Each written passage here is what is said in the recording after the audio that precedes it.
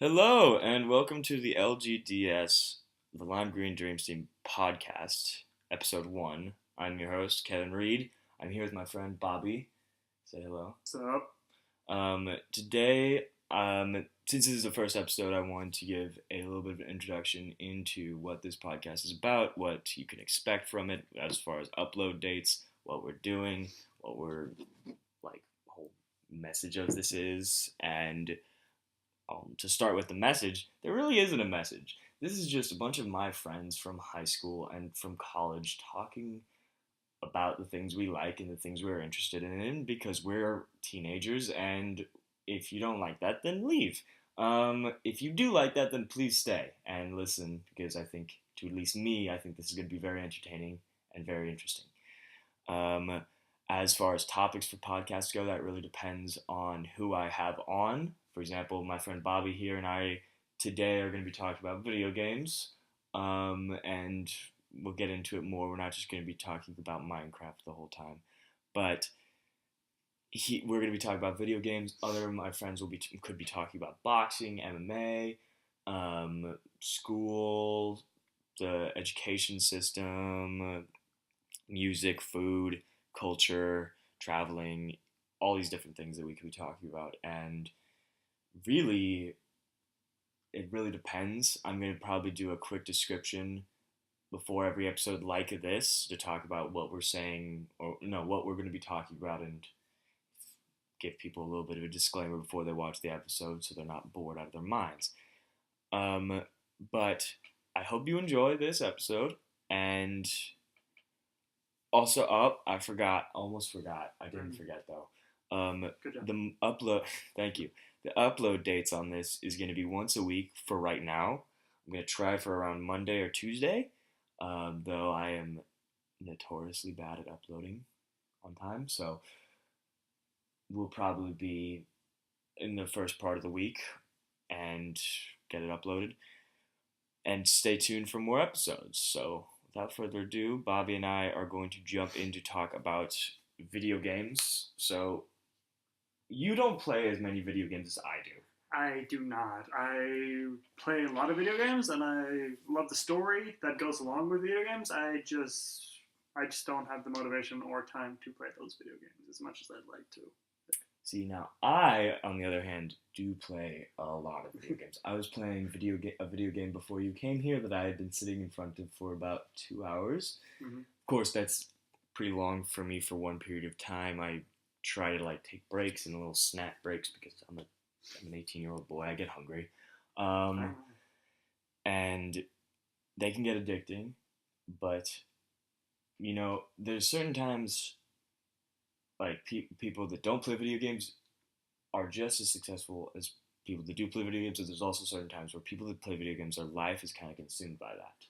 Well, yeah, I think it really just depends on the person. Just their past experiences with video games. Because eventually people are going to reach a point in video games where they will reach an addiction point, they'll realize it's a problem, and they'll learn to moderate that.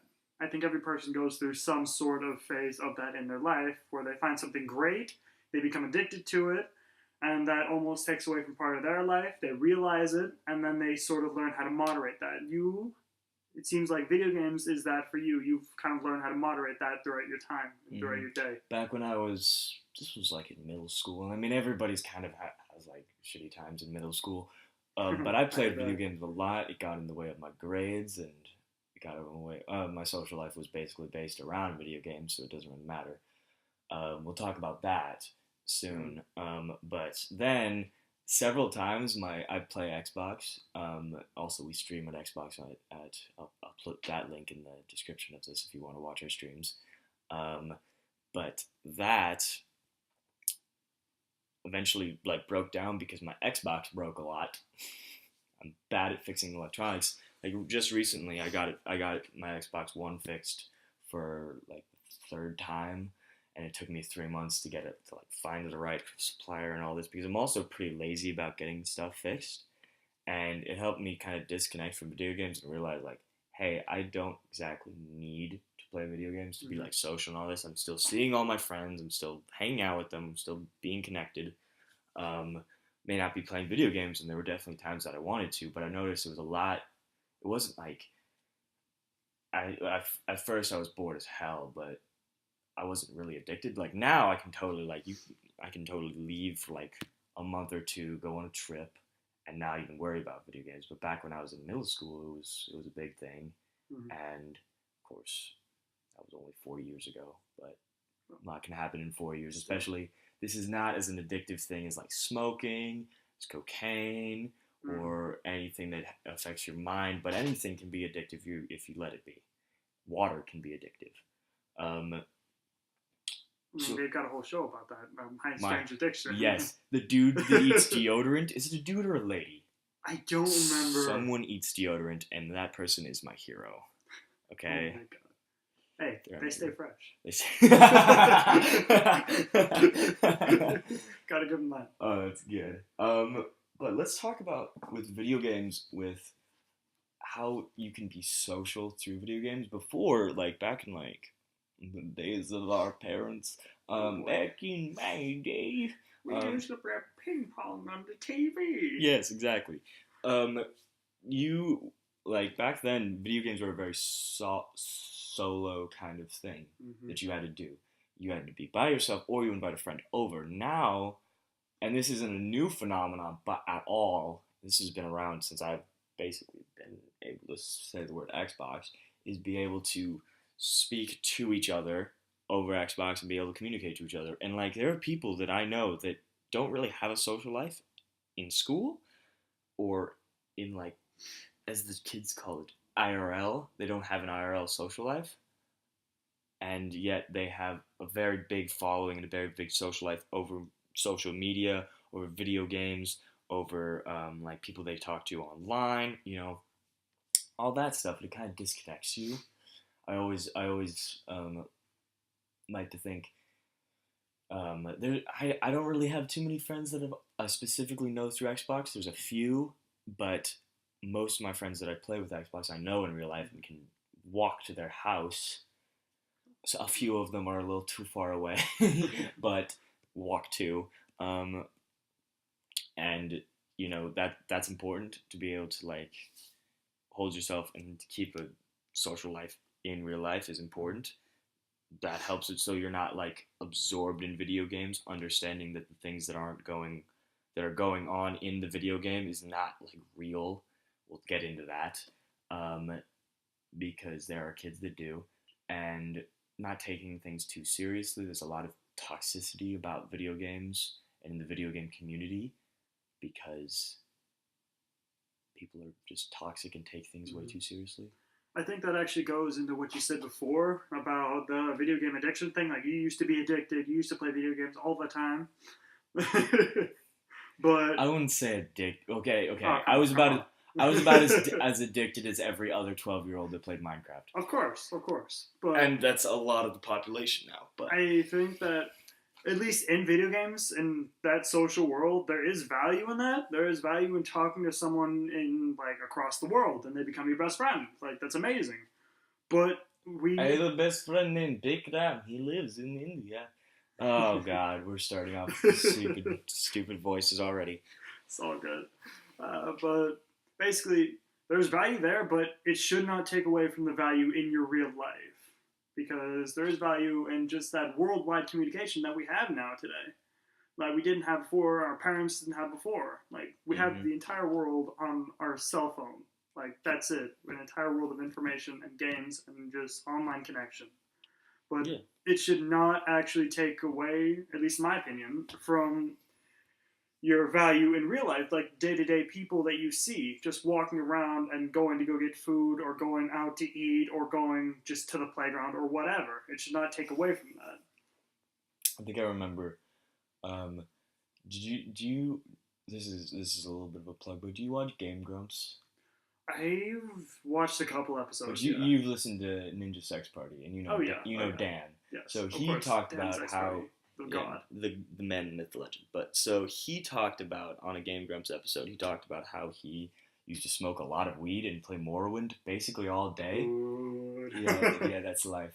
And he got so remorse into Morrowind and weed that he went out to get food and like get a sandwich. And he was like talking to the cashier clerk at Safeway, and then he sees like his health bar and his name up above him, and like the little bar that shows like how much he gets along with you and how much he likes you.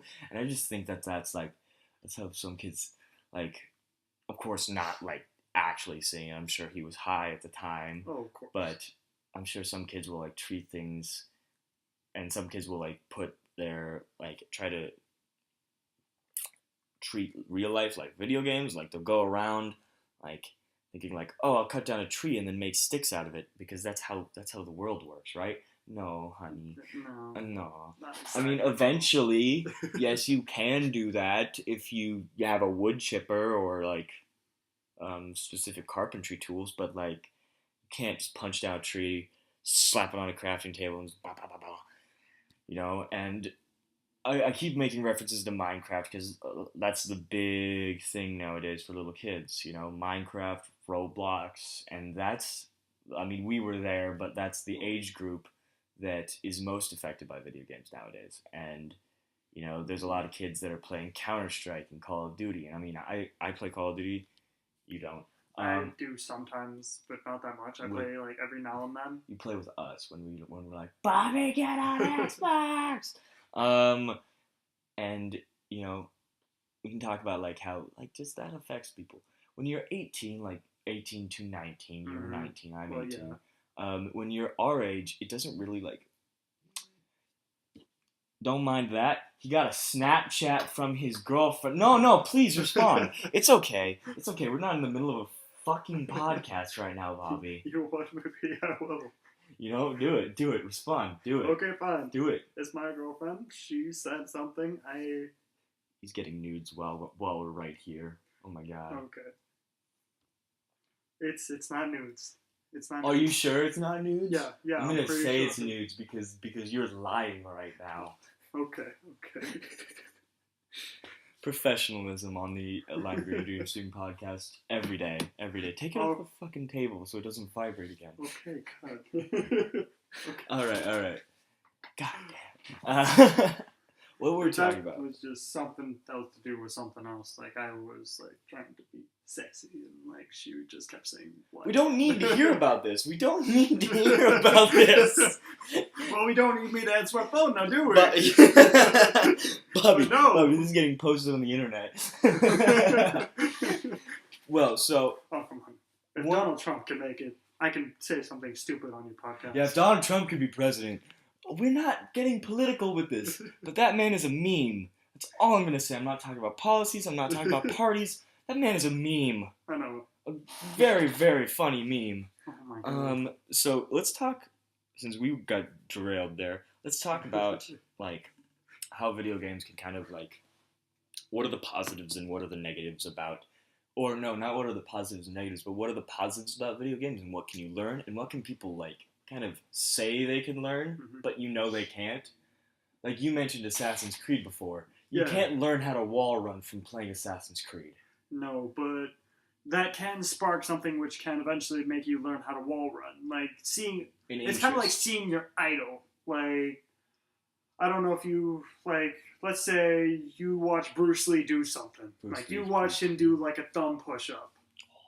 Like, that's fucking awesome. Exactly, or his 1-inch punch. It's awesome. You can't do it. Oh, hell no. But it's awesome. And you're like, awesome. Okay, like, I want to be kind of like him. Like, I want to be able to do some of what he does. And so you start researching and you start looking up and it sparks something. So the thumb push-up, actually I shouldn't talk about that because I'm like asking about like the positioning of the thumb during the thumb push-up and no one on this can see it. Pretty so sure it's straight just down. Forward. Pretty sure it's just straight down, yeah. If he was like on like, if they were like half sideways or even diagonal, dude, that's how you break a finger. No, I'm pretty sure it's just like all force is just like on that one thumb. Like your entire body is just up and down.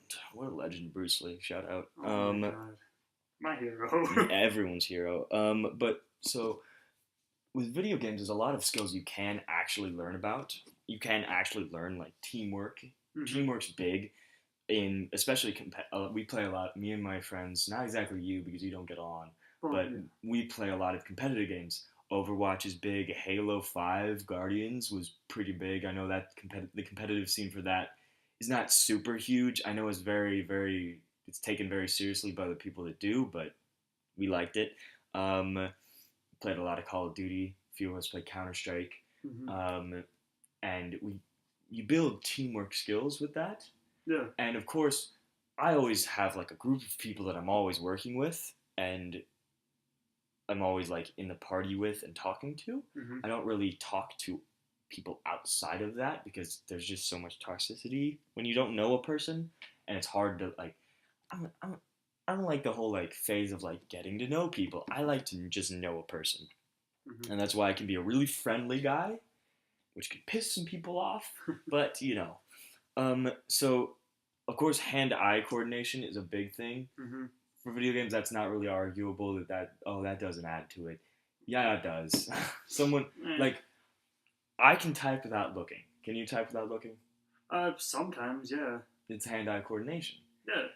Using your phone also helps hand-eye coordination. Not like kind of, because in video games you have to be so intricate. Of course, some games will be more intricate than others, but you have to be more intricate about how you do things, and you have to pay really close attention to it. And a little just a millimeter of where your finger moves on like a joystick or something can change how the game goes. Right. So that's hand-eye coordination to like a very high degree. There is a bit of a difference there, but I think a lot of it's actually muscle memory. Exactly, muscle memory is a big thing. There's a difference between like precision on an Xbox controller and throwing a baseball. Oh, of course. Like catching a baseball. Here's the thing. It helps hand-eye coordination, like understanding it, like understanding how to use it, but then being able to do use that hand-eye coordination is, of course, going to be muscle memory. I think being able to do it's just like someone who does yoga can do Tai Chi very easily. They're completely different things. Of course, somewhat different. One is stretching and one is a martial art. yeah. And they're different, but also it's kind of like the same thing, because you're just manipulating your body in certain motions in a somewhat slow manner. Right. And someone who is good at yoga will not be good at Tai Chi when they first pick it up, but they will learn fast because they can just translate. It's just like someone who knows one language can know another language pretty easily, because you just understand how to pick up phonetics. Or no, someone who knows two languages because they have their birth language and then the language they learned will pick up a third language easier than someone that just knows one language. For example, someone that knows English and French and can speak them both fluently will pick up Spanish a lot easier than someone who just knows English. Right. Fun fact, I'm actually trying to learn 2 more languages right now, just so I can be prepped for just learning more languages, because I want to travel the world someday. Yeah, why don't we put the video game talk to the side for a second? Talk to me about the languages. Which languages do you want to learn? Okay, right now, I'm going to sound like a complete white girl right now, so be ready. Oh my god, girl. Yes, queen. Slay! But I've got an app right now on my phone that I'm just trying to learn languages. Like, I just think it's good to be cultured and just learn languages from around the world. I'm trying to relearn Spanish because I got to Spanish 2 in high school, but now I'm just trying to like review it. You mean basically, yeah. We could talk about Spanish. But you're trying to learn Irish, right? Yeah. Now, here's my thing. And of course, I'm an American. I don't travel too much outside of North America. I've gone to Mexico a few times. Actually, I've never traveled out of this continent. But I've gone to Mexico, Canada, and all around the United States. But I've never been to Ireland. But my association with Ireland is they speak fucking English. I'm pretty sure they do. But I'm pretty sure a lot of their text and a lot of just their names of towns and cities, that's probably in Irish, or at least Gaelic. Yeah. And I think it'd just be really, really cool to read that. What'd you call me? I didn't call you anything. Gaelic. I'm making a joke Gaelic, here. I'm making a joke here, probably. But, want to just be said, we don't hate gays. But, so... I just find it funny that if you try to like order a beer and you're like speaking Gaelic, and then the dude's like, "What the fuck are you saying?" It's just, oh my god. I think that'd be so funny. I think that'd be amazing. It's like trying like did one of the Spanish teachers at our school? There used to be a Spanish, not a Spanish, a Mexican restaurant really close to our school, and for like a unit test, one of our Spanish teachers would take the class down, and you'd have to order your food in Spanish, and if you got it, and it was exactly what you wanted, it's an A. If they messed it up, it would be a B. And But I what remember if you just said something, they messed it up, and then you just took the A? you guys just suck. Um, well, I don't know. I mean, of course, it was small. It was like a. I don't know. I wasn't actually in the class, but I was there when he did it because I went out to lunch early. Um, and I was just sitting there, and I could see it on the dude's face. He's just sitting there, and he's like a Latino guy, you know. And this kid comes up and is just like spitting fire in Spanish, and he's like, "Dude, I'm from Portland."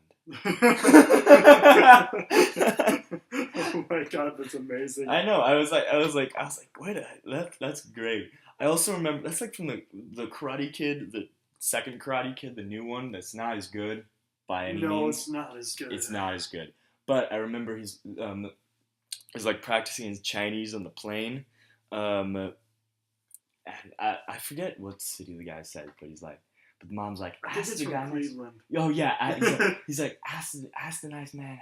Oh no, say hello to the nice man. He's like ni hao, or oh fuck, that's not. Is that how you say? It's not. It's not. I would like to say I don't know any Chinese. But we don't know any Chinese. I don't know any Chinese. Love Bruce Lee to death, but I don't know any Chinese. Yeah, and I respect the Chinese culture. But so he like greets the man in Chinese, and the dude's like, "Dude, I'm from Cleveland." Because it's so funny. I don't know. That's one of my favorite moments from the new Karate Kid. Yeah. It had its moments, but so you want to learn languages because you want to travel. Exactly. I want to go, especially in college. I want to go study abroad. I want to go travel to Ireland, Scotland, England. Aren't you a good white boy? I know, right? So, you know, I want to travel different places. I want to go to Thailand, Tibet. I want to go because of course England and Scotland and Ireland, their culture is different. Yeah. But still, I want to go to like Zimbabwe or someplace that will throw me for a fucking loop and be like, this is how different it can be worlds from Portland, Oregon, which is where we're from, and from like North America and the United States. You know, being able to go to like a place in like Chile or something. Chile's just a country I just threw out there. Or like Kenya or something, be able to see the culture there and feel it. Thailand's another one because I really want to try kickboxing. Well, not try it. I've done kickboxing. I want to train kickboxing in Thailand. Yeah, so that's the Muay Thai, right? Muay Thai kickboxing. We both are black belts in martial arts and are big fans of martial arts, and we'll talk about those on other podcasts. Don't worry.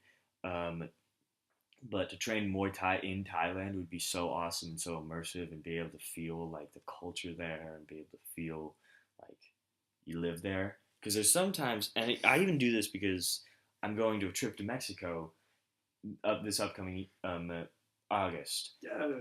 And it's part of me is like so excited. I'm like, I get to go to Mexico, but that's not going for the culture is not why I'm going to Mexico. I'm going with my family, and we're staying at a resort near not the Bahamas. The Bahamas is like the islands. Fiji? No. I get all those like stereotypical, we're going to Fiji, we're going to the Bahamas. Like all that kind of mixed up because you only hear about it in that context when someone's going there. You're not like, oh yeah, I'm from Fiji. Like, no, what? But it's a resort town. I'm not going there. I'm not going to go experience Mexican culture in a resort town. If I wanted to go, I'd go to Guadalajara or Mexico City. Of course, it's like a dangerous area. Guadalajara's not dangerous, but Mexico's dangerous with all the drug trade and the crime and all that stuff going on. I mean, to be fair, there's crime everywhere. Yes, exactly. Mexico's not any more or less dangerous than Detroit or New York City. New York's Exactly. parts of New York Well, City. yeah, even parts of Portland are pretty bad. Yeah, even parts of Portland. Chinatown. Apparently they have a red light district. Oh my god. I know. I was like, nice. Alright, Guess who I found that out from? We have a coworker named Doug. Because we work at the same burger place. I will not disclose it because I'm not sure if they want us connected. Let's not have that connected. Yeah, let's not have it connected. I'll probably get fired soon for other reasons, but... Okay, we're talking about that after the podcast. But, because I didn't know that, and if you get fired, I'm going to be very sad. I know, it's okay. I'll still come and visit, and I'll still come bother you guys. Good. But, so yeah, every city and every area has its own thing, but Mexico's got a lot of problems right now with cartels and drug problems, and they've had it for a long time. And let's be honest, America hasn't done the right things about it. We're building a wall, so I'm sure we're kind of like really just like putting Americans. It's okay. You know, like in some siblings' rooms where they have like the red tape like down the middle of the room. Yes. It doesn't really change anything, but then they just keep arguing about what goes where. Yeah. It's kind of like that. I'm going to make you pay for the wall. And that's one thing. We're not getting political here, but we think that a wall is not going to solve the drug problems. In fact, just gonna make the Mexican president said, if I have to pay for your wall, I'm going to stop all drug... I don't quote me on this, CNN. Don't. I'm an 18-year-old that hardly watches the news, but this is what I've heard. I'm pretty sure it was a credible source. It was a while ago. But the Mexican president might have said that if you build a wall, I just will be like, all right, fuck it. You guys got a wall. You don't need me to stop any drug trafficking going into the United States. I'll go figure my own shit out. Which, honestly, might actually be better for Mexico. Yes, it would be better for Mexico. It would not be better for the United States. No. The drug trafficking business would be booming, but... And then the United States is fucked. Yeah. Especially because we're fucking Mexico over with that. And, you know, it's hard to... I love Mexican culture. I love Mexican people. I have a few Mexican friends. Canelo Alvarez is my boy. Not personally, but I love to watch him fight. He's a boxer, for anyone who wants to know, from Guadalajara, Mexico. He's like the Mexican golden child right now. He's a fantastic boxer. I think the Mexican people are great, and like I said, you know, every culture is different, and every culture has its strifes. We can't judge one culture because drugs are coming from it, because that's how some people need to live. Some people make quite the fucking living and abuse people to do that, but that's just shitty people. There's shitty people wherever you go. There's drug trafficking in America from Americans. There's drug trafficking in Canada. Very less, but still Canada. Canada's got their issues. Yeah, I mean... Well, it's kind of the whole philosophy that there's no one great culture. You know, there's no one peak culture. There is no peak culture. No. There's no peak culture. There's no peak race. Everyone and every group and every society is going to have its own problems, because that's just what people are. We're imperfect, and that's why certain things will never be able to work. Like, communism. Communism is, or not even communism. Communism is kind of shitty. Socialism, for people that don't understand what socialism is, it's an economic construct like capitalism and communism that, well, capitalism, communism, and socialism are both economic constructs and also political constructs, where whether it talks about whether the government has control of the trading and marketing and control of goods and services, and who's in control of the government. In a communist, I'll start off with capitalism, in case anyone doesn't understand it, and also I'm not an economics teacher, I'm sorry if I'm explaining this weirdly. If in a capitalist society, which is what most groups have nowadays, most countries have nowadays, is the trading and markets and like consumerism is controlled by the people. You control what you want to buy and what you get, how much you get it, and how much money you want to spend. Right. And then that money goes to the people that were selling that product. And that's not, the government has no control in that. Right. And it can be that sounds good, right? You get to control your own shit, but then there are some people that get fucked over because big corporations will then screw people over and sell shitty products and sell, and there'll be homeless people that just can't get what they want, even just because they just have had bad luck or bad things that happen to them. Walmart. That's a name drop that, oh god. Oh god. I'm just kidding. There's a lot of good and bad things to talk about Walmart, but it's just one of the corporations that actually is a private industry that affects our society today. Yes. And one thing with private industries is, especially in a capitalist society, you control it. That's one thing I want to say, is that big corporations, yes, they technically control a lot of what they technically control what they're selling, but no corporation is going to sell something that's not selling. Right. And they are like, this is shitty, let's keep selling it even though no one's buying it. Like, if everybody stopped eating McDonald's because it's unhealthy, like, everybody just like cold turkey that shit and be like, no McDonald's ever again. Every single person in the United States. McDonald's would be selling ththings like Whole Foods. I'm serious. Within weeks, they would be like, we are tanking, what the fuck? Every store is stores will be going out of business, and they need to sell something. They open up all that big money and start selling naturally made things. It's like that. Of course, is it gonna happen? It's not gonna happen. But that's how it works. You vote with your dollar every time you buy something. So think about that. But going back to capitalism versus communism and socialism, in a socialist economy, the government kind of controls who gets what, and everybody makes the same amount of income and gets the same amount of food, and gets the same amount of like supplies and all that.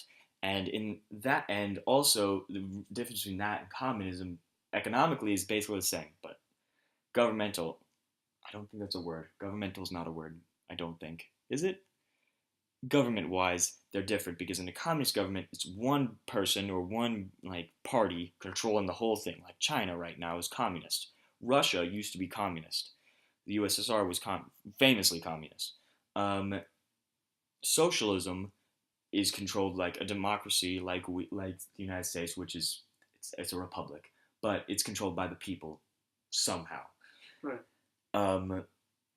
And that's the big difference between socialism and communism. In a perfect world, socialism could be awesome. Everybody makes the same amount. It doesn't matter who the fuck you are. If you're a big businessman and you work for 3 hours a day and then drive home in your nice Ferrari and have your butler sell you tea, you still make the same amount as that butler. Yeah. You still make the same amount as a man working the line at an assembly plant. That's good, but here's the thing. In a perfect world, that would work, but the world isn't perfect. Oh, no, of course not. The world is never going to be perfect. And everybody would have to keep working their hardest, even though they're not going to make any more. Right. In a capitalist society, you work hard because you're going to earn more when you work hard. Right. You get raises, you get promotions, you get new things, you get new toys. I say new toys, I'm not meaning like everybody's a child. I mean, you get new stuff, like new cars, new houses, new computers, new iPhones. It's kind of like saying people don't really grow up, their toys just get bigger. Exactly. Except their phones get smaller. What? Oh, their phones get wider and thinner. Phones are actually supposed to get thicker because of the new battery that's going to get in our phones that have longer lasting battery life. That could be used because my phone's always fucking dead. It's currently at 12%. That's the highest it's been this morning. Oh, dude, 35 right now. Nice. My boy. But so for anyone that doesn't understand what that really, really loud noise that just peaked the microphone, that was a high five. But socialism and communism ideally could work, but won't, because everybody would need to work no matter as hard as they can, regardless of how much they make. And that kind of worked at the beginning of the USSR, because people were so heavily into this new idea of like, fuck the nobility, let's work, the working class runs this whole bitch, and we're gonna take this world by storm and work as hard as we can because we love this country. And that worked for a while until corrupt dictators showed up, like Stalin. Um, and then it all kind of went to shit because people were like, I don't want to work as hard as I can if you're going to make if you're going to make, if I'm going to make as much money as the guy that's not working hard, and you're still going to be taking more money because you're the leader, sucks. That's what's happening kind of in China right now. China is technically communist. Mm-hmm. I don't understand it too well, and I won't get into current events because I know that they have a big wage gap. I think it's like a democratic communist society. It's confusing. I'm not sure if any part of it's democratic, but all right. It's not a dictatorship. It's not, or it's not quite. It's not North either. Korea. Well, no. Yeah, and so China can do its own thing. We're not dissing on China yet, but it's technically communist, but yet it isn't. And so was Russia when it was under Stalin and all that. But you know, certain things like that, like socialism and communism, can only work in a perfect world. And the world is not perfect. I don't think it'll honestly ever be perfect. It's going to be amazing. It's wonderful. It's it's the best thing we've got. But it's never ever going to be perfect. Never going to be pure. We can't all be perfect people. And that's never going to happen. There's no such thing as a perfect person. And there probably never will be. I'm just thinking about those memes of like the perfect boyfriend doesn't. And there's like the ... and there's a picture of Shrek. Yeah, we like our memes here. And perfect people don't exist, perfect world won't exist, and perfect things can exist. Which kind of actually reminds me of something that's actually going on right now. There's a big debate about it. Gene therapy. Because they've found out how to... God damn, you just dropped that. We're half an hour into this and you just dropped that bomb. Holy shit. Well, welcome to the longest podcast of all time. We're going to talk about gene therapy. What the fuck? Alright, it's a little bit so much for talking about video games. And they did a little bit of showing this in school, especially my science classes, where... they found out how to look at a gene string, isolate certain genes, and then take those out and put new ones in. I have to look up this movie that I watched because it's from a while ago. Mm-hmm. I forget if it's called... But basically what they're doing and what they could do is create the quote-unquote perfect human or create cloning. Okay. Which I'm not entirely sure how I feel about that. Because they could get rid of a lot of major diseases with this new gene therapy. Like, they can take out or isolate certain genes that are causing certain deficiencies in humans, like things that are just ruining people's lives, and they can fix that. But if it's used more like a day-to-day thing, then we can create a quote-unquote perfect human. Yes. And the movie I just looked up on my phone, it's called Gattaca. Mm-hmm. It was been a few years since I watched it, but it's basically about gene therapy and genetically modifying human beings, and then being able to, before they're born, and then being able to make perfect people by how much money you have, how much you can modify your baby to be whatever they want, and then that's what scares me. They have genetic testing everywhere. They're urine testing and everything, so to make sure your job is specific. It goes into Futurama, and your job is kind of. It's not directly connected to Futurama, but it's kind of like the first episode of Futurama where you're genetically tested to find the perfect job for you. And it's all about how this guy who is genetically born without any modifications fakes a bunch of urine testing and blood testing and all these DNA tests from a guy who was genetically tested so that he can show the world that it doesn't matter. He can still do what he wants, even though he's not genetically modified. Because, however, genetically perfect a human can be, you can't. It won't get you that far. At least that's what the message of the movie was saying. We don't fully know, but watch that movie for anyone at home if you really want to see it. It's called. It's a good movie. I remember. You have seen it? Yeah, it's called. I remember we watched it in my science class where we were talking about biology and gene therapy. Okay, it's called Gattaca. Gattaca. Gattaca. It got an 82% on Rotten Tomatoes. I don't really know if that's good or not. I think it's pretty good, actually. Rotten Tomatoes is pretty harsh with its rating. It's got Uma Thurman in it. Jude Law, Ethan Hawke. Yeah, Hawke. And it's a good movie. I at least liked it when I watched it freshman year in biology. Um, it really talks about like genetic modification Mm-hmm. and stuff because like we were already there with genetically modifying food, Mm-hmm. genetically modifying animals, not exactly by like science and shit, but like just selective breeding and like Mm-hmm. being able to change how food tastes and stuff. At That can be least, like with people. at least in my philosophy, I think that we should. Okay, I do think that gene therapy it's a wonderful treatment, and it can clear out a lot of deformities in humans that are just destroying people's lives. And like we can literally regrow arms if we wanted to. We can replace that, and that's amazing. My only thing is, I think a lot of evolution should take a place in human like creation, like just basic evolution God and selective breeding. damn it. You are like he came here this morning. He's like, I don't know what I want to talk about. I have no topics in mind. You could have told me. I gave him 5 days. He's like, just pick something and I'll research it, so we're not just spitting out of our asses. But did he? Did he? No, he didn't send me anything. But then he's dropping gene therapy and stem cells on me because that's what you're talking about, stem cell research. Yeah. That's hardcore, but that's also very controversial. Well, yeah, of course, because there's a scientific point of view where you can grow back a person's arm, exactly. But there's also the ethical point of view where you have to kill a baby to get it. Exactly, because that's what they need for testing right now.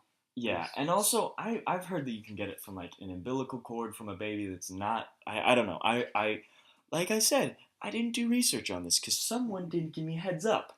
But really, you didn't do research? Yeah, I didn't do research, but I actually do know some people that are very enthused by this and very interested in the whole like topic. I know people on like both sides, like someone who's very against like stem cell research and is very like conservative with it, like come on, like babies are important too. Mm-hmm. I also know people that like that have family members that were wounded as veterans and are like, I want a new arm. Like I served this country. Here's like one a new thing arm, please. I gotta say is with the way medical science is progressing, it becomes harder and harder to die in society. And then you have problems like overpopulation, lower food, and then like overconsumption, like a growing market. And like like the population of the earth is swelling because a lot less people are dying, a lot more people are making babies. Yeah. Which I don't think is necessarily a well, I mean, it's a big problem. Fuck. If we're being honest. I mean, yeah. And it's not like more people is not necessarily a problem, but we just need to learn how to handle that more. Exactly, because we don't right now. We need to be able to supply food, housing, shelter, like all the important things, which is why I'm really in support of the Mars mission. Please, just please. I think the way my Sci teacher from last year would say that whenever I brought up like the Mars mission or anything, he'd be like, well, I think we just need to, before we go fuck up another planet, I think we need to fix what's going on this planet. True. And not just leave our problems like they did in Wall. Oh, no. I'm not saying we leave our problems. I'm saying we expand like our natural area, because we can have humans here, but then we can also have more humans on Mars. We can eventually have that connection once our space program gets big enough. I forget what I saw this from, but it might have been Interstellar, where that we go populate other planets and other universes and all this other stuff, and then we just save the Earth as like a museum planet where you can like drive around and like in the 1950s in one town and like the 1970s in another, because it's just like it's a giant museum. That's actually not a terrible future. Like if we're all living in other planets and this just becomes like a really big museum of like this is our start. I gotta disagree with you because I think if people get too used to the fact that we're leaving or you can leave this, is people are gonna be like, well, fuck it. We'll just shoot this trash into the atmosphere. We'll just do this. Okay. I think we need to fix the problems we've got going on here before we can go focus on anything. That works for people, that works for countries, that works for planets. You need to fix what you've got at home before you can go and deal with other people and other planets and other countries. I do agree with that. I think we need to definitely fix our problems. Like we have the technology. It's actually been proven. We have the technology. We have the resources we need. But people to fix our like planet driving right diesel engines. Exactly. But I also love the idea of just exploring and living on other planets and other universes than just expanding human culture and just finding new rocks, new minerals, new planets, new ways to live. I like collecting rocks. I want to go across the universe and bring my rock. Yeah, but like, what if there's a mineral out there that can, I don't know, cure cancer? Like, what if there's like some magical plant out there that we don't know about yet because it's not on our planet? It's on some planet, like in some other universe. Think about all the other, like, I don't know why I brought this up because it's out of my personality, but think about all the types of drugs that haven't been discovered with all chemicals from space. Oh my I'm God. sure there's someone that can I find a actually way to have a get prediction high about on that. rocks. That's actually fucking funny. I don't know about the moon. I'd be like, dude, I got behind the moon, bro. Watch me flip. Dude. Yeah. But, what were you saying? I've got a prediction for actually the next quote unquote like drug. I think it's going to be more affecting emotions rather than just the state of the brain. I think it's going to be like there's going to be a drug you can buy from a dealer that's going to make you excited. Like it's going to fire off neurons in your brain. You saying cocaine doesn't do that? I'm saying it makes you fucked up. Well, but I don't know all the think details about all the drugs. I just know that cocaine. I think definitely drugs do affect. Even alcohol affects your emotions. Oh, absolutely. Of course, it can't like permanently affect like you're gonna be happy forever. Exactly. Like I think that's what they're gonna label it as. Like there's going to be like happy. There's going to be forgetful. There's going to be excited. There's going to be like in love. Like there's going to be all these emotions, and it's just going to be able to be purchased. I think there's like these SpongeBob memes. Mm-hmm. Not SpongeBob memes, but just memes in general, where like they're like it comes from this old like drug ad, anti-drug ad. I should mean where it takes pictures of a person's eyes while they're on certain drugs, and they made one where it's like where at least this is the one I've seen. I know there's plenty of other memes about it, where it's like just different versions of SpongeBob doing different things, and they labeled like cocaine when he's like slamming into in Squidward's house with his boat or something like that, you know. And I think drugs already do that. I really do. I think there. I don't think they advertise it as like happy, sad, or excited though, or like just those specific emotions. Because there are days like when you're feeling down or you're feeling low, and you want to smoke a little joint, you know. Well, yeah. I would like to point out neither of us have ever smoked weed, ever done drugs, and we don't really know the effects of them. But I know that there are certain chemicals in your brain, like oxytocin, dopamine, all those things, and they can affect how your brain operates and how your brain gets addicted to things and how your brain like falls in love. And I think that once scientists isolate those chemicals, they can actually put them into certain drugs and they can label them as like happy or sad. Oxytocin? Well, yeah, and they can literally inject it into your system, and then you can spend the rest of the day feeling happy because of that drug. See, I got mixed up with oxytocin and oxycontin once during a drug unit test in like wellness class like years ago. Good job. Because oxycontin is a painkiller, by the way.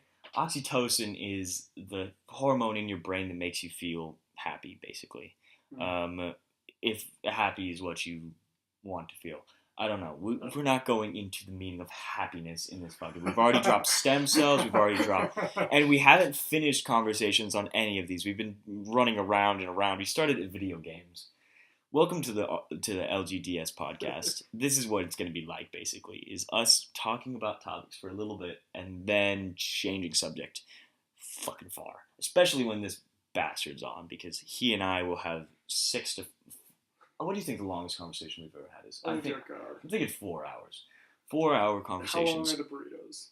How long? Yeah, we always go out to burritos to get burritos at a local Mexican restaurant. I won't plug them because I don't think they want to be affiliated with this podcast either.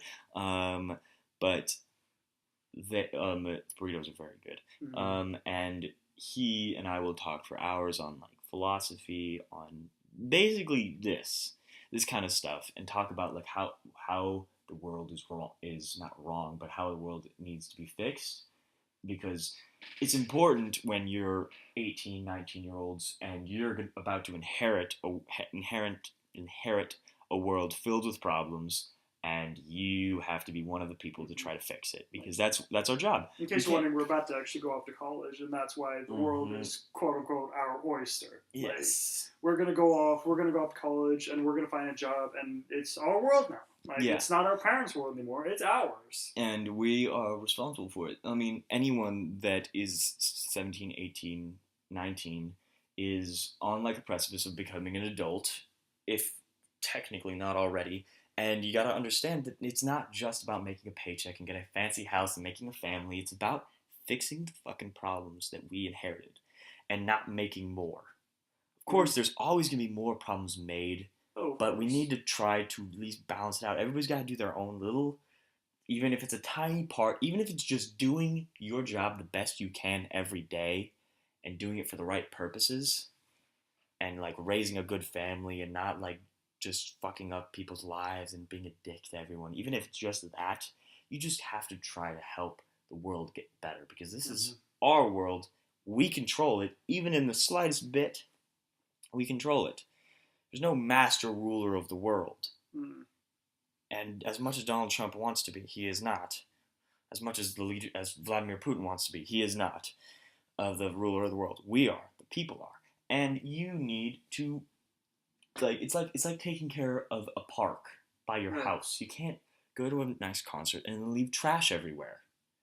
And if people do leave trash, you pick it up, because it's your park. They live there too, but they're too much of a fucking asshole to leave it. It's kind of like you gotta be the better person. Almost. You have to be the better person, and even it's sometimes when you feel like you can't, or you feel like you shouldn't, or you feel like it's too hard, you gotta do it, because you gotta leave a lasting impression on this world, whether it's small or not. That's positive. Whether or not you believe in heaven or hell or whatever you believe in, you've just gotta help this world out with what you're doing, and the people in it, because like with global warming and stuff, I personally know that I'm gonna not necessarily just me, but the people of my generation are gonna inherit a world that is on the precipice of becoming either we're gonna die or we might survive, but we need to change things, like solar panels, like green energy, green housing. Maybe Tesla makes some cooler cars. I don't know. And that answer is not fully aware to me or to, I hope, almost any 17, 18-year-old. But we need to understand that we need to try to find it, or at least get some headway in finding it, because it's important. There you go. Another topic that we just covered. Well, not quite covered, but we could talk about all these topics we've talked about. You could talk about for ages and ages and ages. And there's no one true answer. At least I think so. Like, of course, there can be answers, but there's no one true pure answer. There's different ways to approach almost anything, because like you could say, oh yeah, the sky is blue, but yeah, to a colorblind person, they're like, no, it's gray. Fuck you. You know. And of course, that makes no sense, and that analogy was kind of stupid, but it's still it's similar, sort of, because that's how shit works. There's not always a one answer to everything. It's kind of like the saying, "There's more than one way to skin a rat." Like, there's more than one way to do something. There's definitely some shittier ways, but there's plenty of good ways. It's like doing a math problem. I've always found that in math, in some types of math, there's only one way to get the answer. In other types of math, there's a few ways, plenty of wrong ways, but a few good ways to get it. Some will take longer, and that's generally why I suck at math, is because I always do things the long way. Dude, I hear that. Yeah, I guess same. But you can get there in different ways, and really, it's just getting there. It's like with answering problems, whether it's a math problem or it's a world problem, it's about finishing versus just doing is specifically a certain way and doing it this way. There's a lot of answers to big problems and a lot of things that we don't understand yet, especially as 18-year-olds. We don't know everything. We don't think we know everything. I don't think I know everything. I think I'm a stupid 18-year-old. The more I learn, actually, like, the more I realize I don't know. You learn something new every day, and eventually it's learn a lot of bad shit. Like you see when you get like, what would you say, like 15 to 16, you kind of learn that this world is not all rainbows and sunshine. I learned that in middle school. Yeah, actually. I mean, there's plenty of people out. That's when I learned it for me because we live in a very nice neighborhood, in a very nice town, in a very safe area. Oh, it's wonderful. It's like a bubble. It's a bubble, but when you get to a certain time, when your teachers and when your parents and when you travel outside of that bubble, it pops, and then the world you see like chaos and fighting, strife in the Middle East, people starving, people like It's drug one thing to traffickers. actually say it, but it's another thing to experience this kind Yeah, of thing. it's another thing to travel to like South Central LA and see how it is, or see a Black Lives Matter protest going on in your hometown and seeing all that, because the problems may or may not be in front of you, but they're still there. It really does pop that bubble, and that bubble has actually popped for me at a very young age because my dad had some money issues actually, and we ended up moving around a lot as a kid. Like we moved out of this little bubble that we had, and we moved to this town literally in the middle of nowhere. It was this hick town in the middle of just California, and it was just miles and miles from a Fresno. grocery store. It's actually called. We're not shitting on Fresno. My cousin was born in Fresno. We're not shitting on Fresno. It's actually, a little bit. I don't know if anybody knows it, but it's called Chester, California. It's in the middle of nowhere, and the education is not what it could be. And at that point, the bubbles really popped for me because I realized, like, oh, hey, there's another world out here. It's not so nice. But it's also the one that we live in. And especially when we go off to college, we're going to go off to Monmouth, and we're going to go travel in Salem, and it's... We're going to see the world, or at least a new world than what we've got, because in this little town, there's a lot of people that have tunnel vision and see like, oh, I've got a nice house, a nice family, I don't have to worry about money, I don't have to worry about getting food on the table, and that's great. It's really great to have those. I'm always thankful for every day for what I have here. And but it was a learning experience for me to understand that not everyone has that. And it happened at a young age, and not quite as young, but like, I think like it was in like 15 to 16, I kind of understood. Of course, I knew that I was privileged, and I knew that a lot of people did not have this a long time before that, but 15 to 16, I kind of understood that the world has a lot of fucking problems. And I understand now that shit is not going to fix itself. And you gotta kind of you gotta pop that bubble and understand that whether or not you have a brand new Xbox is the difference of your Xbox was not made by a magical like fairy at Microsoft that just said poof. Some little I'm not gonna say Malaysia, but Middle East little Libyan kid had to dig out those minerals for the electronics and do all that. Same with your laptop, same with your phone. And that kid is not playing Xbox. And you got to understand that that kid has to worry about food. And that little boy is going to have problems throughout his whole life. And you need to, like, you can't exactly help him, but you can help other people to help. If you leave a lasting impression, even the smallest bit, it's going to help. You do need to pop the bubble. I agree with that. Especially, I think the bubble will be popped for a lot of kids, especially at a young age, at least I was.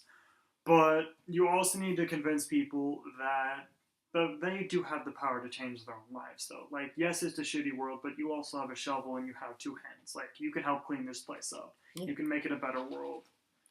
And it goes back to, like, what I was talking about when we were talking about genetically modified food. And also Walmart. And Walmart is one of many big grocery stores that tend to have problems. Like, this is not a Walmart, but there's a store right by my house that sells water bottles for $2 and a soda for the same size for $1.69. You know, why is that? Why is a water $2 but a soda is $1.69? It's because a lot of people aren't fucking buying water.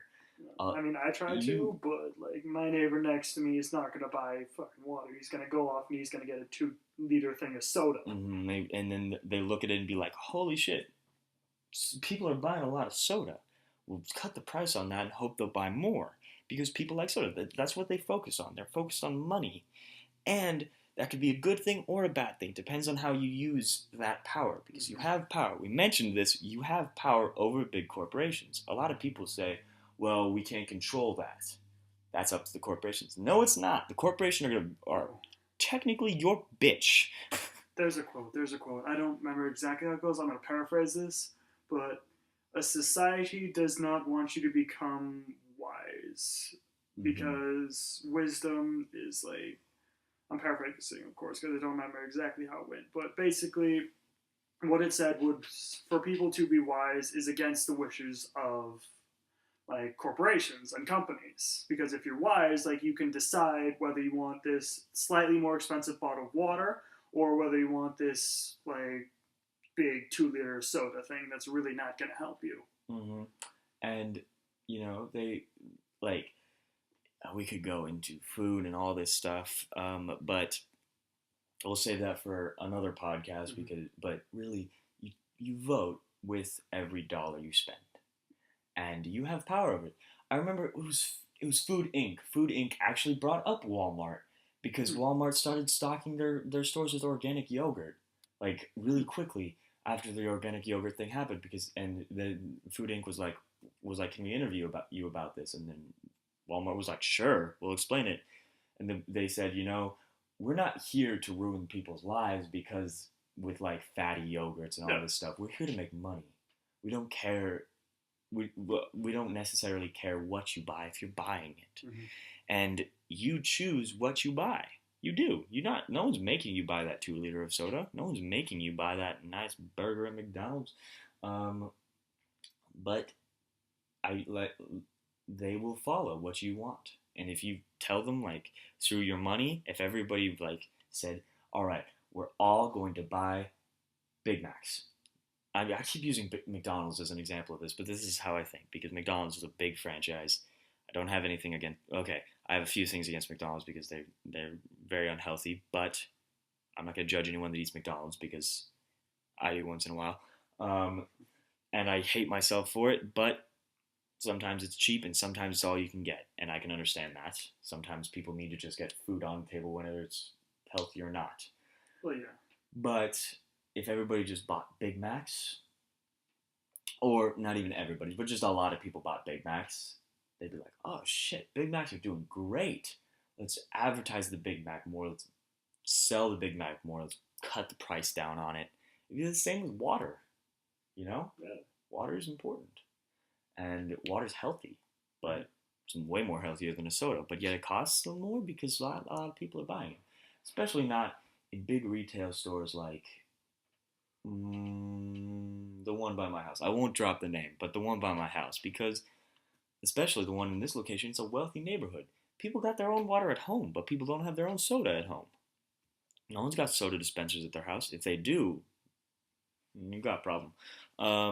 Or you got a lot of fucking money. That's a lot of money to have your own soda dispenser. Not gonna lie, as a kid, I actually had one. That's lit. I know. My parents lived in this giant house when I was a kid.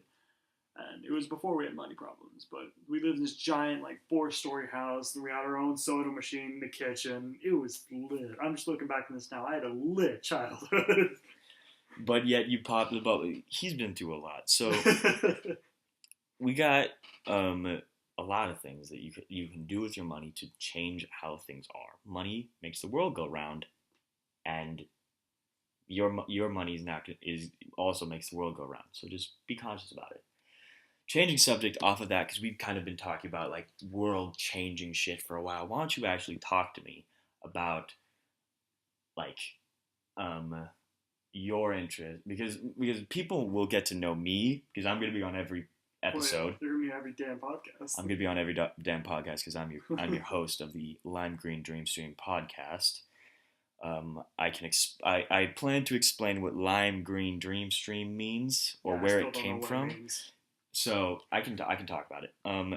Going back to video games, I played a lot of video games back in the day. This isn't even that long ago. We played Halo 4 a lot for a while, and whenever you play Halo 4, you can, not whenever, but when you play Halo 4 custom games, you can pick whatever color you want. Yeah. And I'd always pick the lime green color, and I'd always say Lime Green Dream Team because I'd always win whenever I was that color. I don't know why. I think also, it was partly luck because I kind of sucked at that game, but I still would love that, and I would always pick lime green. And it became just a meme about lime green dream team. Mm-hmm. I make all my colors on my characters green because I can. Like my FIFA Ultimate Team will always have a green jersey because lime green dream team. And so this is the Lime Green Dream Stream podcast. We also have Lime Green Dream streams on Twitch. I mentioned this earlier, but I will leave a link to my friend Adam's podcast, Adam's Twitch, and also my own Twitch. You can look it up. We're very irregular about streams. I don't have a schedule for that, and I probably won't be streaming a lot next year because I'm going to be focused on college and all that, but I will keep the podcast going. This is the first episode and I already have to make promises about keeping it going. This is going to be a hobby. You're going to keep me to it because this boy's going to be you, and because we're going to be roommates, and I'm going to bug you about it, and we're going to take care of my fish. Yeah, so he has this fantasy. It's not a fantasy. It's going to happen. I know it's going to happen, and I've accepted it. We're going to have a fish in our college dorm because he's going to be my roommate, and when we go to college, he's going to be on the podcast a fucking lot. And it's going to be fun, man. It's going to be fun. It's okay. I already got 2 fish. You have 2 fish? I got 2 fish now. God damn it. Fun fact. So, I don't have any pets at my house besides fish and also my sister. But I have fish, and I've seen what can happen when you don't feed a fish. We actually had fish that we had them for so long that they started mating together, and then had babies. But then whoever was in charge of feeding. This was when I was really young. Like I was like 7, which is still no excuse for why I didn't feed the fish. I was a lazy bastard. They were technically the family's fish, but. So the other fish, we had like a bunch of different fish. 2 fish had babies. Then other fish of different species ate the baby fish out of cannibalism because they were hungry as fuck and they're like, oh hell yeah, snacks. And they weren't like carnivorous fish either. They were like normal fish. Like what kind of fish? Like just goldfish or? I don't know the type of fish, but basically like goldfish tier fish. Like if you saw this in a fish tank, you wouldn't be like, holy shit, that's cool. You'd be like, that's a fish. Yeah. I distinctly remember one of them. What's the name of the fish? It's like the lead, like in Nemo, in the fish tank in the dentist office. He's the leader with the scar. What's his name? I'm googling him. I don't know. I really hope it's not like Scar. Like that. Okay. I want to say zebrafish just because of like the black and white stripes, but I don't actually know. Types of fish in Nemo. Welcome. This got from really deep to really not deep. Okay. It's okay. Starfish. Nope. What types of fish are in Finding Nemo? Okay, we know those. Yeah. Finding Nemo game? No, I don't. What the fuck? Oh, wait. Gill. No, wait, no. Gill's the Bubbles? No. No, it was that first one. It's a gill. Yeah, it's gill. Okay. I got gill and crush mixed up. Gill is a Moorish idol. We had one of those. Well, kind of a similar. You can just look up. It's Moorish, Moorish idol, IDOL, 2 words. No, the Moorish and the idol are 2 words. That's the type of fish. It's basically that kind of one. I don't know if it was exactly that. It was a smaller version of it. That one got eaten. Oh my god. Yeah, so that's why fish and me. And we have fish now that are on an automatic feeder because science. But yeah, so if the fish eat each other, I'm gonna feel bad. I'm gonna probably cry myself. I'm gonna laugh my ass off. You're gonna laugh your ass off. I'm a softie when it comes to animals, but yeah, I'm a softie when it comes to animals. You are too. Like, you don't give a fuck about fish. No, I'm not gonna give a fuck. I give a fuck about fish. I like fish. That's why I'm bringing them. I'm bringing fish into your life. I have fish in my life. I know you're gonna have more fish. God damn it.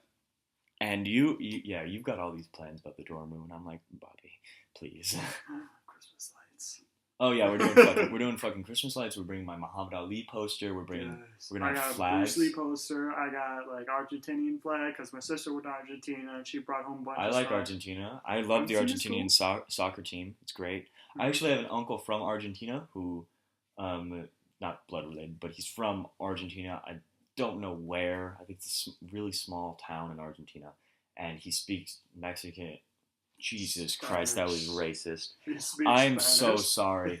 I'm so sorry. That was actually so racist. He speaks He Spanish. speaks Spanish. Spanish. Oh my god, that's actually really embarrassing. But he speaks Spanish. It's okay. This is why the first one. It's like a practice run.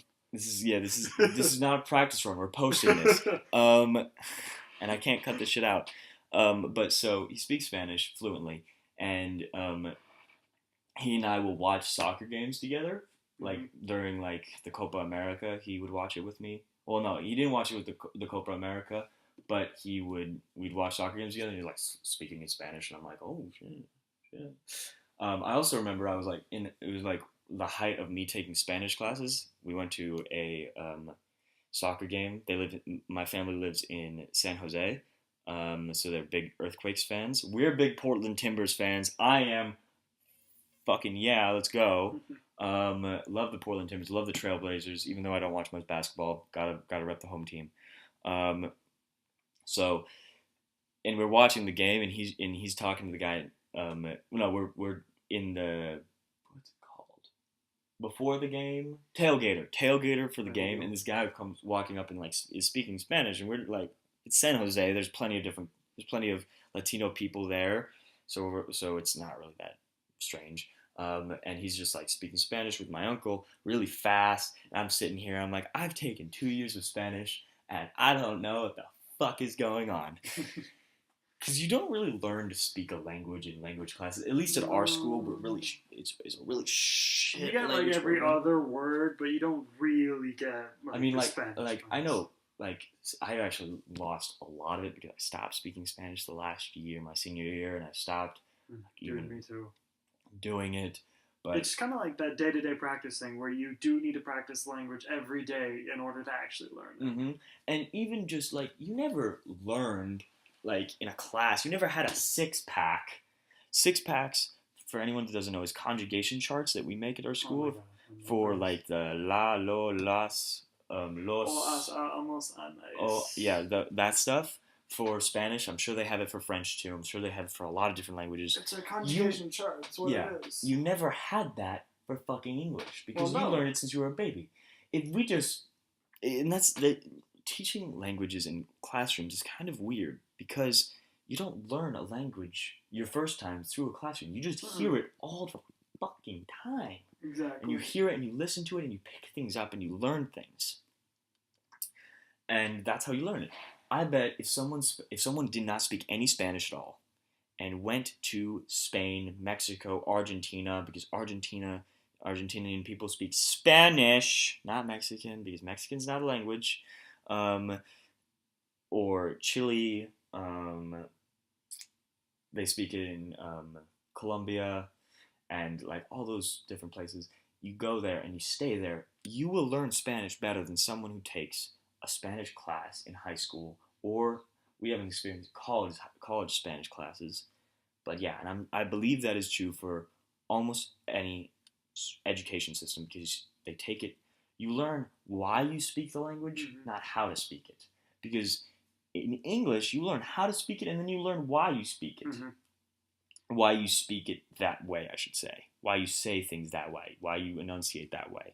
Why there's like you say, because when you're speaking, you don't see the comma. You don't know where like the run-on sentence is or anything like that.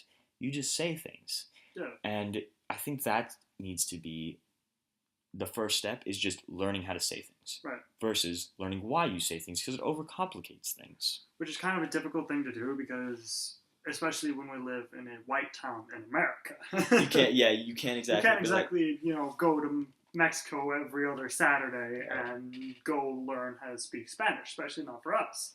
I think it's kind of hard. There's a whole distance and transportation thing. Yeah, I think it's just you need. Of course, this is one thing that I don't have the answer to how to fix it at all because I'm not a language teacher. I don't understand how it works. I just know that it's not the way things are going right now. At least at our school, it's not how it should be done because it doesn't really teach you. You learn from doing it, just like anything. Well, yeah, of course. If you do things 1,000 times, then eventually you're going to get good at it. You're going to get good at whatever thing you're doing. Especially if it's rolling bread, throwing a baseball, just whatever. I believe it's a... Define rolling bread. I You mean rolling dough? Yeah. I used to work in a pizza place, and I would just roll dough all day long. And eventually, you get really good at it. It's like at the burger place we both work at now, I wash dishes. And my first night, I was really shit at washing dishes. Well, okay, as shit as you can be at washing dishes. Washing dishes is not hard, but then you get really fucking fast at it. Mm-hmm. And eventually, you take that skill and you bring it home, and then you're like, Bobby, come the fuck down with the dishes. Yeah, and then my mom is like, Kevin, come, go do the dishes. And I'm like, Mom, I just got off work. And she's like, yeah, and you were just washing dishes, so you're all warmed up. And I'm like, fuck. So yeah, like skills transfer, work transfers, almost anything, like can transfer. And yeah, I don't know where I'm going with that, but language classes suck. Language classes do suck. Which is why, okay, don't yell at me, but I'm a dreamer, man. I'm a dreamer. But I hopefully believe one day there will be teleportation. So that way, like, I can just go to 6th period, but my 6th period is in Spain. And I could just, like, transfer across the world. Why do you have to transfer? Why not just get really good headphones in a really quiet room and Skype a classroom in Spain? Yeah, but there's a difference between, like, looking at something through a screen or on a phone and then actually being there. Okay. And being physically there and physically learning that language. And having, like, the cute girl named Carlita passing you notes. Exactly. You don't know what she's saying, but she's passing you notes. Yeah, you don't know. There's a smiley face and a heart there. We're good. Exactly. You just put a Y and an N or a C or no. How do you say, do you want to go on a date with me? What? How do you say, do you want to go on a date with me in Spanish? Dude, I don't know. I don't fucking know. Just put like a smiley face or like a sad face. No. A C or no, and then a heart. And there you go. There you go. And you're good to go. Then you got that Garcia girl. The first date's just going to be passing notes. I hope you're ready for this. Passing notes to Garcia. To Garcia? Garcia's a last name. Exactly. You're not cool enough to learn the first name yet. Yeah. I said Carlita. I'm pretty sure Carlita's like a... No, I know Carlita's a Latino name. I'm not sure if it's like specifically Mexican or anything. We're white. We are white. Soy blanco. Soy mucho blanco. White people. We're used to girls named Kelly and Shannon and... Emily and like every other white. Rachel. You know. Jenna. Oh my god. That triggered me. Because there was this girl on our soccer team named Jenna. She fucking sucked, bitch. She's not gonna hear this. I'm calling you out, Jenna, bitch. Dude, Jenna start running. Stop walking. Yeah, I don't know. There's a few. Like we played soccer together for 2 years. About 1.5 because he showed up to no practices. And we played soccer together. Cross country and soccer at the same time. So. Yeah. Because I'm a big runner. I'll probably talk about that in another podcast. Yeah, and he's a big guy too. So he was good. He just didn't have. I have no skills. It's all just muscle and just I'm going to run through you. He's like the kind of guy in CS:GO that has the really cool skin for his gun, but doesn't know how to fucking play. Exactly. And yeah, so. That's one way to like soccer. You see like who's technically good and who's physically good, and Jenna was neither. There's also this girl. I won't call her name out because I really like her. She was cool. She was on our team last year. She was from Brazil, but didn't know how to play soccer at all and was not very athletic at all, and hardly ran. But it worked. We played in a co-ed league. So we played with girls and guys on the same team, and you needed it was so much fun. It was a lot of fun. It really was. Our team sucked. We lost so much. I think we only won like 4 games because we had so many new players Mm-hmm. that had never played. We had a few players that had never played a team sport. We had one player that had never played a sport in his life. Oh my god, I Uh, know who you're talking about. yes, and he tried. And we had He other did. players that had like no team sport experience and had no soccer experience at all. So we had kind of the newbies. Um, We had but some good guys. we had some good guys, and we had so much fun. I had my first year playing soccer, which was only 3 years ago. I haven't been playing for that long. We won a lot of games. We got second in the league tournament or whatever. This isn't varsity. This is intramural, co-ed. Has nothing on the line, but we did really good. But yet the team kind of hated each other because we argued and we were competitive and all this. And then then the next season when we started losing a lot and all the really competitive players left and we stopped caring, it got a lot more fun. it did really get a lot more fun. We were just bad all around, but it was so much fun. Oh yeah, I think I remember. There was one game where the other team was beating us by 7, Mm-hmm. and we just started cracking jokes. Like I kept passing the ball to our goalkeeper because he wanted to do a coast to coast, which is when the goalkeeper goes from our goal to their goal. We just kept trying it for like 20 minutes, and one of the other teammates is like, "Yo, do you even want to win?" And I'm like, "No, not really." Not at this point, man. Yeah, not at this point. That's the fun part is when like you just kind of let it go with like sports and stuff. You can let go of competitiveness. Of course, there's like certain times where competitiveness is the most fun part. Well, But yeah. with some sports and some like video games, I think it depends on like how much you really care about getting better at something. Because if you really want to get better, then you're gonna have to be competitive at something. You're gonna have to like compete yourself and align yourself with the best there is, and then try to beat that. Mm-hmm. But for things like co-ed soccer, where you just plan to have fun and you just want to have a good time, just have good memories, make good friends, then competitiveness is less important, and it's more important just to really have fun, just let go. Mm-hmm. And like one thing with getting better is I never really held the team to a standard because I can't control them. I can't be like, "Hey, you motherfucker, start running, start going, hit the ball better, do this and train more," and like expect them to do better. I can't do that, but I can expect myself to, and that's why like I would always do my best. And if I had a good game, I enjoyed it. If I had a bad game, I wouldn't enjoy it as much, but I'd just be focused on my performance. And because that's the only one I can control. You're taking really yourself into account. Like yeah. You're holding yourself accountable, which is a big skill actually to learn. And that's why, that's what I learned in martial arts a lot, because martial arts is a solo sport. Do you think they have tag team like UFC somewhere in like Russia Oh my or god, Somalia? I hope they do. That'd be cool. They just have like 3 versions. And we're not talking about WWE. No. Mm-hmm. Wrestling's fake. You can enjoy it, but you gotta understand like it's fake. 4 guys in a ring, but then like 2v2. Yes. That sounds amazing, actually. You know, everybody that I know has seen the clip of the 2 guys in night costumes that are fighting in an MMA ring with like swords and all this, and are just fighting in an octagon, but with like armor and like medieval like stuff. That's fucking epic. That was amazing. Joe Rogan, on his podcast, The Joe Rogan Experience, good podcast. Please listen to it. It's really good. I don't know him personally, but I love his podcast so much. I'll plug him. He talks about how he wants to change. Like he loves the UFC so much, but he thinks that they should have you should fight on a basketball-sized court filled with sand, or no, like just like a basketball court with like grass or like sand or something, like just ground, and then no gloves. You can wear whatever you want, and then like doesn't have to be shorts, or you can wear a rash guard or something, and you just fight.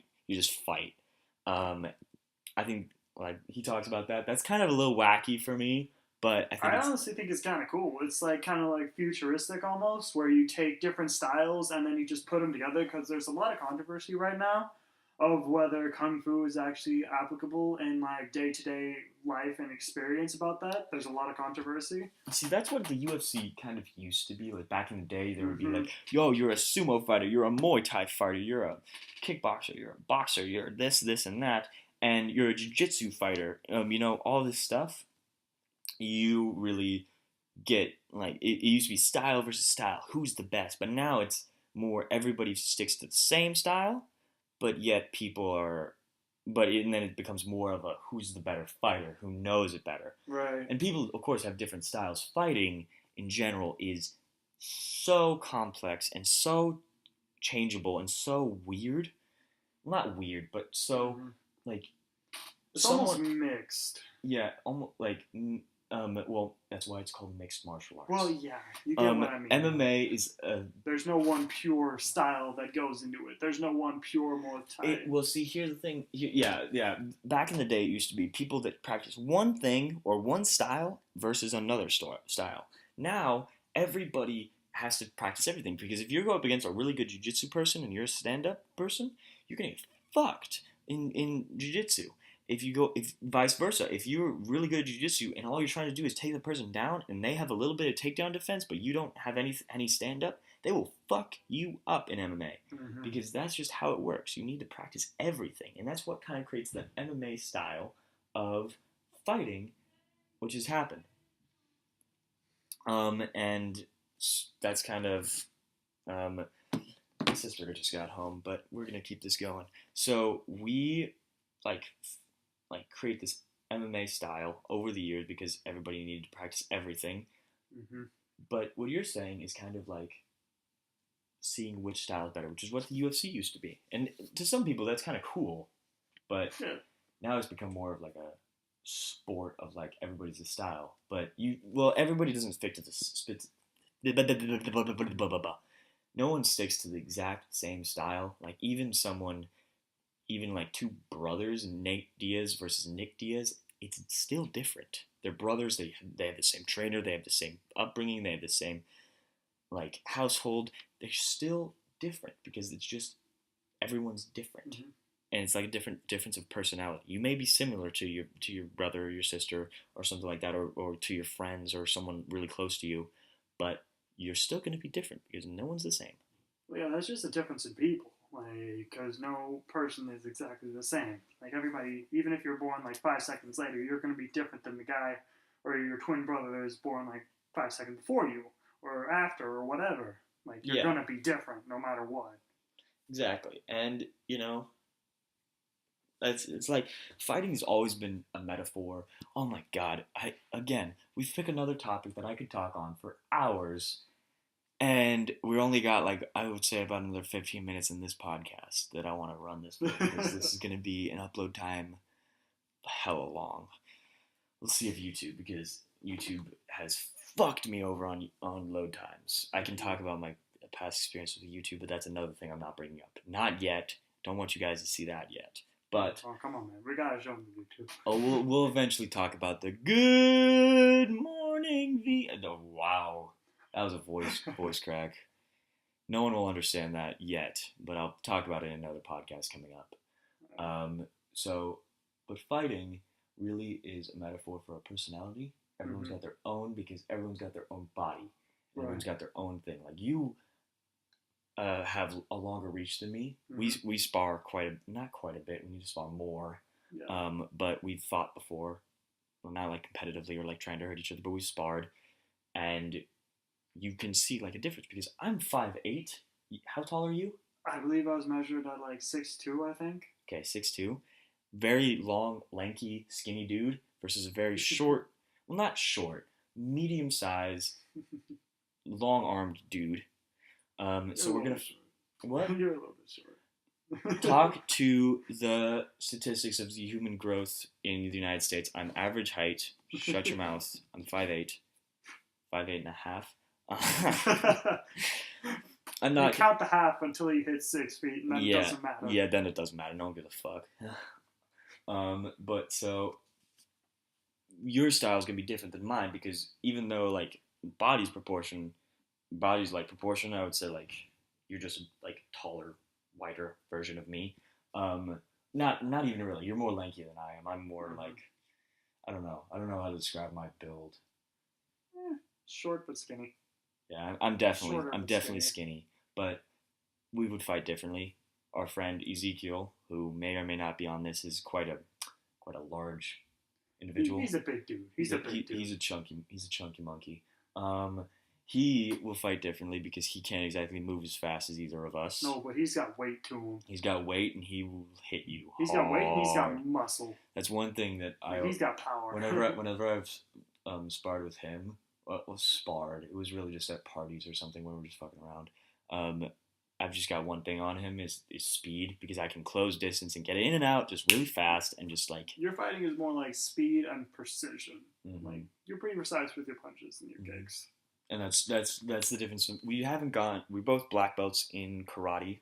Well, okay, you're a black belt in Mine's more traditional, and yours is more almost created. Yeah, mine is is not even karate. It's an original created martial art called the Art of Advantage, created by my instructors at this little place in Lake Oswego called Academy of Modern Martial Arts. You can look it up. Mm-hmm. It's really nice. It's created there. It's really, I call it the grand slamwich of martial arts, because they take aspects and attack and like techniques and attacks and blocking stances and strategies, all from different types of martial arts: Muay Thai, Taekwondo, karate, even a little Kempo, a little bit, and it kind of just puts it all together into a grand slamwich, because it works. And it's very different because my school focuses a lot on little things in fighting, mm-hmm. like footwork, precision, stances, making sure everything's perfect. Your style of fighting is different because you are all out and very physical with it versus very mental. I think that's part of just me, because at least what I do is Shorin martial arts. Great first podcast. Yeah, great first podcast. I'm gonna have to cut that out for people because that just got cut. My sister just came in. We had to cut a little bit in between that conversation, but so talk to me. Basically, we don't have that much time left, but basically what I was saying is that short martial arts, I'm just a very big and aggressive dude. Like that's how I overpower my opponents a lot of the times. Like I've got my reach and I've got my power, but as a martial art, we do focus on the tiny things like footwork and technique and all that. But it's just more traditional is the difference between mine and yours. Mine was created over hundreds and hundreds of years from Okinawa, Japan, and yours was created by your Sifu. Mine was created like 20, like I think it was like 15 years in the making to like create it and like put it all together. They have a book about it. Well, okay, a book, but they talk about the different levels because each belt has a different level to it to master, and they talk about that and each philosophy that comes with the belt. I'll go more depth into this when we have more time on a different podcast, but we'll have a podcast maybe next week, maybe in a few weeks, where we'll just talk about martial arts and just talk about fighting, and I'm going to do a breakdown or a prediction podcast on the Floyd Mayweather-Conor McGregor fight and talk about it and do some research. Dude, I want to be part of that. Dude, yeah, we'll have a few people at this table that time. And so look forward to that. But my martial arts is like a modern, recent one that still works and still is very applicable, but it's different. And I think you could say it's better or worse, but really there's not really there's no perfect person, there's no perfect world, and no perfect country. There's no perfect martial art, because a stand-up martial art is going to suck against a grappler, and a grappler is going to suck against a martial artist. It's kind of like there is no good or evil, at least in my philosophy. There just is. There just is what is, and what is your goal. Yeah. And some people may argue that mixed martial arts, like the people in the UFC, kind of cover all the bases because they have to, like we just said, they have to do everything. They have to grapple, they have to box, they have to kickbox, they have to do takedowns, guard, like jiu-jitsu defense, jiu-jitsu attacking, all this kind of stuff. They have to do all that because they're going to face all that. They don't know who, like, if this guy's, well, they do know, but you got to be prepared anyways and train for it. So you really want to. Some people could argue that those guys have it all, and those guys have all the bases covered in like a way. I'm stuttering more now because we've been talking for an hour and a half, but it's okay. We're gonna get some food. We're gonna get some food soon, and we'll figure that out. But really, there's still holes in every martial art, Mm-hmm. and mixed martial arts is the closest we get to it to covering everything. But still, like, it's a mental game too. It's not just a physical. Who can lift the most? Who can box the best? Who can fight the most? And who did the most running?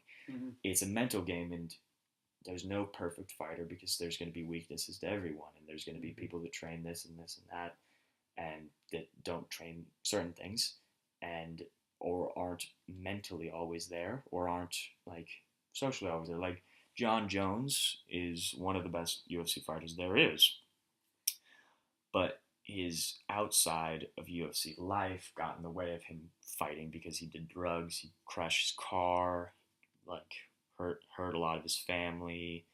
Like by doing that kind of stuff, he wasn't abusing anyone, but and so you got to have all aspects of your life controlled to be a good fighter. Just same with all athletes, you know. Mm-hmm. Same with soccer, same with football, all that kind of So stuff. yeah, you got to be in touch with what you're doing. Mm-hmm. You got to get your head in the game. Gotta get your head in the game. High School Musical movie. All right. Well, I think this is where we're gonna end it with this first episode of the LGDS podcast. Good podcast. Kind of started off and set the mood for like the whole like we don't really know what we're doing. In a sense, we do. Well, okay, we do know what we're doing. We're not gonna just like talk about. Well, we will talk about random shit, but what? I'm running off of steam, but this really set the tone for us being like random and jumping from thing to thing. That's why this podcast necessarily doesn't have a topic that we'll always cover. Some podcasts do, but this one really does its own thing. Mm-hmm. We'll talk about stuff, and of course, the topics will depend on who's on. For example, like I'll have my friend Bo on eventually. He and I will talk about anime a lot. My friend Eric has already called me and wants to do a podcast about reforming the education system. Dude, I want to be there for that. You can be there for that, and just look forward to the podcasts. But it's not going to really stick to one specific thing. We try to make it as entertaining as possible. There's going to be a lot of jokes. So if you want to find us on other social medias, we have a Twitter. Oh, okay. It's LGDS pod at LGDS podcast is our Twitter page. I will post really anything that's relating to the podcast, like upload dates, what it's about, post links, post polls on what you want to see in the next podcast, who you want, like, I'll talk to any fans if they have anything they want to see. You can always tweet me, you can always message me. You can always comment on these YouTube videos, give it a like, give it a dislike if you don't like it. If you do like it, subscribe if you really want to see more. How many times have I said in this podcast? I don't know, but there should be a counter. Oh God, I'm not doing that. I'd have to dig through this footage a lot. But thank you so much for watching or listening to this podcast. My name's Kevin Reed. I'm here with my friend Bobby. Thank you for listening.